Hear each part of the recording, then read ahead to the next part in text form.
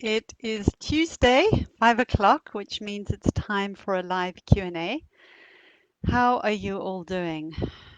It's quite grey and chilly, but not cold here. It's looking quite dark outside. I've got lights on in here because it's feeling a bit dark. How is it where you are? Well, here we are. Gosh, it feels like day 4,350,000 of lockdown. Whew, it is quite a process, isn't it? I'm wondering how you're doing with it all and how things are going for you in terms of your eating, moving, your relationship with body, your relationship with your body, your body image. Just wondering how you're doing. So let me know. I'm curious to know how things are going for you, what you're struggling with, what you're finding hard, and maybe things that are going well too, because Um, it's both, isn't it? Not everything is going wrong all of the time. Well, I am Vanya Fatidis and I'm from Peaceful Eating. And every week I answer questions around food and body image. And today I've got 3 questions and I'm just going to go ahead and get into them and we'll go from there. So here's the first one. Let me just tell you the questions basically are about the first one is about what to do if you and your partner are really on opposite ends of the spectrum, really, in terms of how you're approaching food, and you've got children. The second one is what to do when your doctor wants you to lose weight, and the third one is how do you stop eating when you're full? Need a bit of lip salve before I start. All right. So the first question. I'm wondering if you have advice on how I might navigate my home situation while practicing intuitive eating.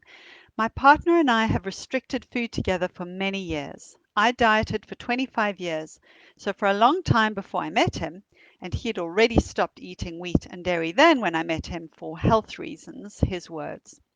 When we met 13 years ago, we found that we enjoyed cooking and eating out together, and over the years we tried lots of healthful lifestyle type eating approaches, which is when I developed orthorexic behaviors. I decided to stop dieting just over a year ago and then discovered intuitive eating. By this time, we were eating a paleo diet tending towards keto, and I was also not eating red meat. What was I eating? Not much. But now we're struggling as a couple. I'm eating intuitively, and he is basically keto. We both miss the camaraderie and sense of teamwork that we loved when food was a shared focus. He's worried about me as I gain weight. It's difficult for him to internalize the understanding that I'm much healthier this way. And I worry about him as I see symptoms of disordered eating in him. And we have 2 kids who, until a year ago, believed that pasta and rice were kids' foods. They've adjusted so well to my new way of eating, and I don't think they'd even remember a time when I didn't eat what they eat. But my partner and I struggle to find a joint approach to teaching them about eating. I'd like all foods to be equal. He would like to teach them about a food hierarchy. We're a very strong couple in many, many ways, and a great team and partnership. And we have a lot of love and willingness to work things out. But this seems like a divergence of our values, which worries us both. Now that I have it written out, I see that this might be a relationship question more than an intuitive eating one. But perhaps you've talked to or helped others in this boat. I'd love your advice and thoughts if you have any. Many thanks. Okay. So the way that I see this is that there are 3 issues you're talking about. The one is this loss of a shared purpose that was quite a central part of certainly the start of your relationship, and over time, it's been a very important part of um, what you've shared. Sort of common, you could call it a hobby, an interest. The other one is your respective concerns for each other's health. And actually, I think I missed out something that you said. You said you have a concern about him. He's concerned about your health. I'm just having a look here, and I worry about him as I see symptoms of disordered eating in him. I don't remember if I read that bit. Anyway, so there's you both have concerns about each other's health, and then there's what to do about the kids. So let's just take those things one by one. The first thing is to acknowledge this loss. No, the first thing I want to say is um, it's wonderful that you have a really strong partnership and a lot of love and willingness to find a way through. So, this to me is very encouraging, and I'm sure you'll get there. Okay, it's going to just require some working out, some conversations of in which you really are showing this kind of mutual respect and love for each other and willingness to hear the other and to find a way through. So I do trust that you'll do that. But okay, so let's talk about each of those points. The thing about the shared experience is the first thing is to really just acknowledge the loss, because it is that, right? It's something you've both shared with a lot of enthusiasm and a lot of energy, and now that's not there so much anymore. But I'm wondering if you can still really enjoy cooking and eating together. You don't have to be eating exactly the same thing, but there probably are quite a lot of elements that you can share in terms of the food. So I wonder if there isn't still the opportunity and the possibility for enjoying eating out, for enjoying cooking and eating together. What it's going to require is letting go of the judgments that he might have about what you're eating and that you might have about how how he's eating. So that's one thing you can consider. And I'm also thinking about, do you is there space for you to find another shared interest that you can be equally enthusiastic about? Um, I don't know. I don't know you, so I don't know what you might what else there might be, but perhaps you need to redirect that energy into another shared interest. All right, so the health concerns. This is a tricky one. And what I would suggest is that you're both adults. You sound like um, caring, mutually respectful adults. And perhaps you need to trust each other that you're each doing what you think is better for your own individual health, and that the other person's way, it's not a one size fits all, really. Different things work for different people. So he might be able to sustain his way of eating, and who knows, maybe it won't affect his health, and maybe he won't um, develop an eating disorder. Um, I don't know. I mean, I'm not a dietitian, and there is really loads out there that talks about the harms of these kinds of very extreme diets. So, but the thing is, you don't want to be evangelizing to the other about um, what you're doing. But what I would hope is that he can see how much happier you are following an intuitive eating approach, how much less you're obsessing, how much more relaxed you feel, how much more balanced you feel. Maybe you have more energy. Um, um, and maybe you need to share the benefits that you're experiencing with him. And if he's open to hearing, then you can share some of what you know about gaining weight not being a death sentence, right? And not being an issue that is necessarily going to be impacting your health. So that's what I would recommend on the health front. But really, you each need to take responsibility for your own health and respect each other's choices, unless what you're doing is visibly harming you. So um, or visibly as in mentally harming you or physically harming you. Um, so I'll just leave that there, and you can think about that.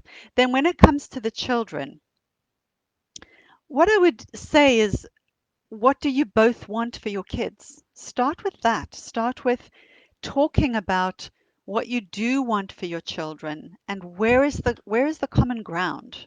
For example, do you both want your children to learn how to trust their own bodies and their own instincts and to know how to care for themselves? I would think you probably do both want that. Let me just see what notes I put here because I might forget something that I want to remember. Um, Do you want your children, as far as possible, to have the best health outcome that they could have? I'm sure you both do. And you want them both to be able to navigate life out of the extremes, to stay in the kind of middle lane where you're in the gray zone. You're not all one thing or all another, and you're not living in a black and white kind of world. I would think you probably do want that. But that's for you to both think about. There must be 150 other things I haven't even thought about that you might both want for your children. An approach that might really work well for you, for your family, I don't know how old your children are, is Ellen Satter's approach. You can find her at the Ellen Satter Institute.org, ELLYN, Satter, Satter. And her approach is looking at something that she calls division of responsibility, where the parents have responsibility for some parts of providing food, and the children have some responsibility for some parts of their eating. So they get to choose whether they're going to eat and how much they're going to eat, and what out of what's available they're going to eat. And you, as the parents, get to choose what is on offer and when. Obviously, if children are hungry, they should be eating. But she goes through it, and obviously, at different ages, there are different levels of responsibility. The division changes as children grow up. So it's really worth checking that out. I think it might be a really helpful approach for you and your partner to be exploring together. And hey, maybe that can be your new joint project that you can be enthusiastic about. So what I like about Ellen Satter's approach is that um, she is wanting um, for to help generate or produce competent eaters, and I think her approach might be a nice middle ground for you. There's no restriction, there's no moralizing about food. But there is an appreciation that foods do have different nutritional values, which is true.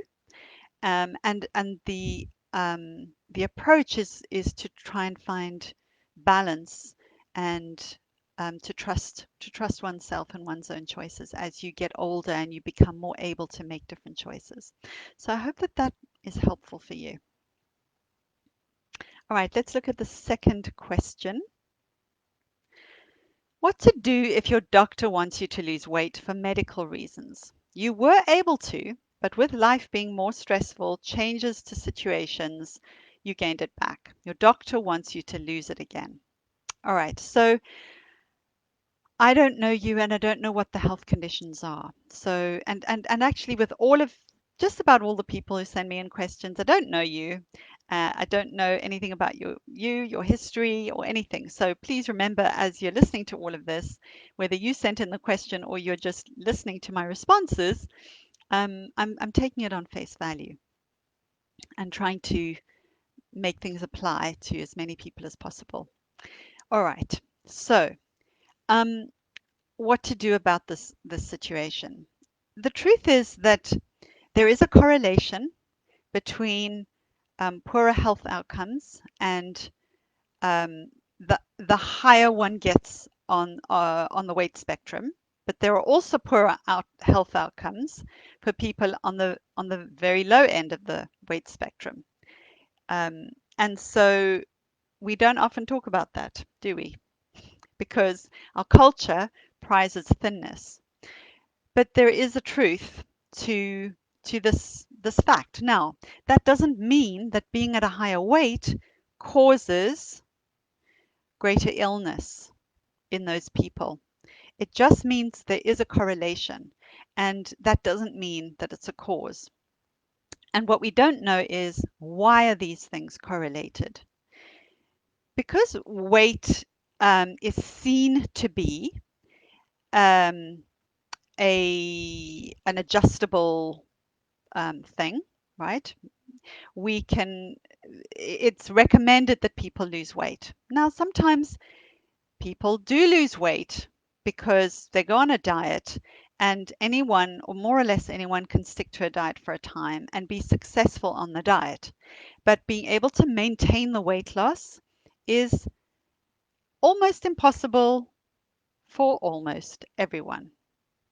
There's a very, very, very high failure rate of sustained weight loss over the long term. There is so much research on this, but people are still harping on this idea of weight loss as a solution. So the thing is, though, that even if weight loss would actually help your health, and it is an if, right? Because we do not know that, because correlation is not causation.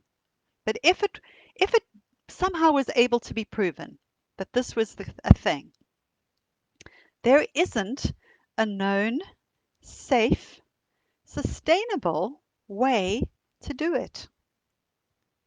And actually, weight cycling, gaining weight, losing weight, gaining weight, losing weight, has also been associated with the same kinds of diseases and illnesses as being at the very high end of the BMI scale is associated with. Gosh, I've got a bit muddled up with my grammar there. Hopefully, you know what I mean. So, um, attempting to lose weight is almost certainly going to make you weight cycle. And so, this is not going to be good for your health either.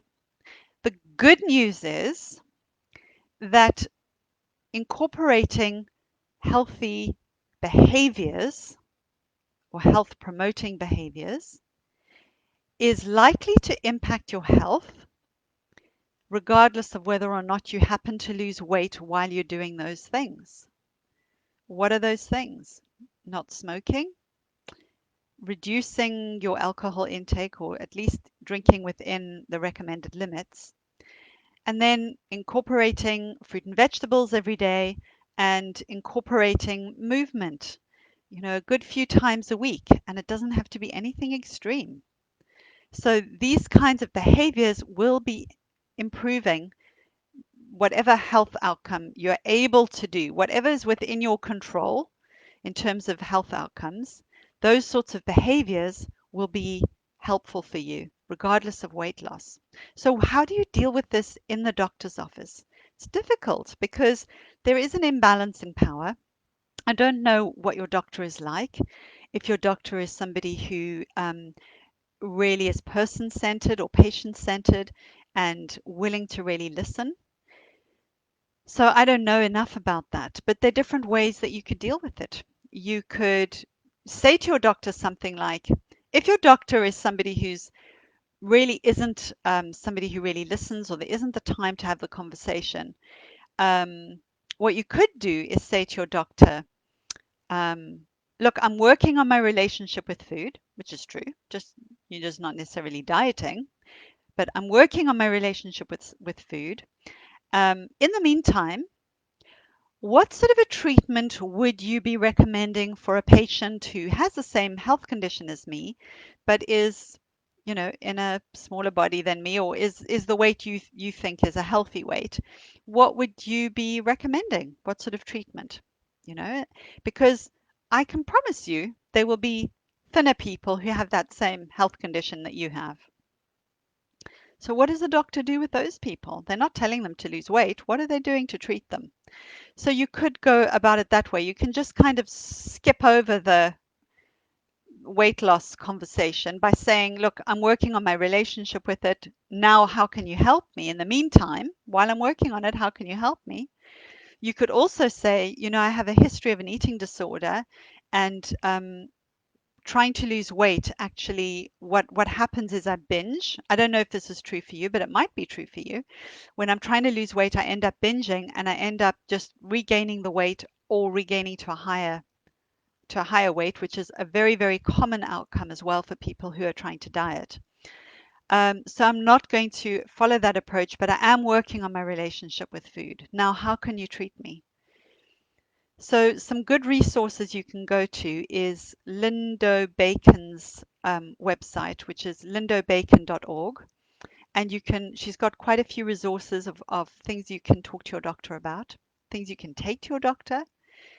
And then there's also Reagan Chastain's website, Dances with Fat. I'm not sure if it's .org. I think it is.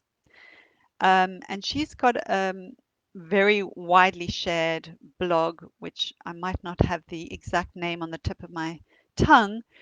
And I think it's called something like What to Say in the Doctor's Office, something like that. But I can link it in the comments so you can have it. You can have a read through with that. So I hope that that was helpful. All right. So the final question is, how do I stop eating when I'm physically full? So this is such a common problem, and um, what I want to say is probably the reason why it's hard to stop eating when you're full is because you're in diet mentality. You're telling yourself you shouldn't be eating this, you shouldn't be eating this much of it. Um, Maybe you're telling yourself somewhere, I'll just get it out of the way because then I won't have it there, and then I'll, you know, be good from tomorrow, or I won't eat sugar from tomorrow, that kind of thing. So it could be, I don't know if those sorts of thoughts are going on in your mind, because if there's any sense of I shouldn't be having it or I can't have it, you will almost certainly be eating beyond fullness. So that's definitely where I would start. Rather than trying to find ways to stop eating at a certain point of fullness, I would be working on these other pieces first. Your diet mentality, really giving yourself absolute permission to eat exactly what you want, when you want it. Yes, of course, you are trying to also eat with attunement because it just doesn't feel good when you are eating beyond a comfortable fullness. Doesn't feel good. But you need to be working on what are you telling yourself about what you're eating. You can also remind yourself that this thing that I'm eating, I promise myself I can have it the very next time I want it. The very next time. I can have it in 10 minutes, I can have it in an hour, I can have it in 3 hours, I can have it tomorrow, next week, etc. You get the picture. The other thing that I would do is really focus on, maybe less on the fullness piece and more on making sure you're eating when you're hungry. As soon as possible, when you're feeling hungry, that you make sure that you eat. Because your fullness gauge works way better when your hunger gauge is working well. You will also sense your fullness better if when you start to eat, you're at a reasonable place of hunger. Now, often people have been dieting so much that they've really lost touch with their signals. And to them, hunger, when they feel hunger, they actually are ravenous. They're actually past a reasonable hunger.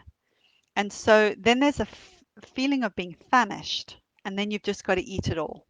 And then you're likely to go and to eat more than is comfortably full, because you've waited too long.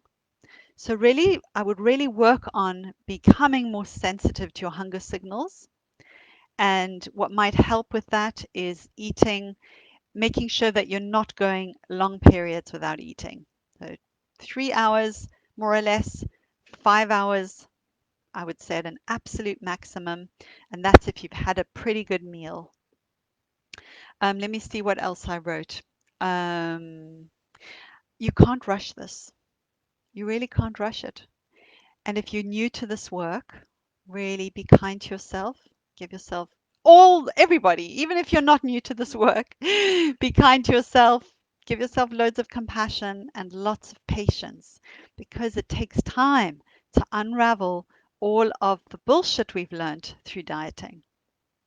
All right, I hope that that was helpful for you. Welcome to ask me a question, anybody. You can pop questions in the comment or send it to me anonymously on my website. As you've seen, I always do these anonymously because this is a sensitive topic and not everybody wants to, um, you know, be seen to be asking these sorts of questions. So www.peacefuleating.co.uk, you can go to my Q&A videos page and submit a question or anywhere on social media. I'll pick them up from wherever they come. So if this is interesting to you, if you're finding this helpful, if it's starting to make sense to you and you want to know more, then please go to my website and download my guide to peaceful eating. And you can get instant access to that by going to www.peacefuleating.co.uk/subscribe. That's www.peacefuleating.co.uk/subscribe. All right.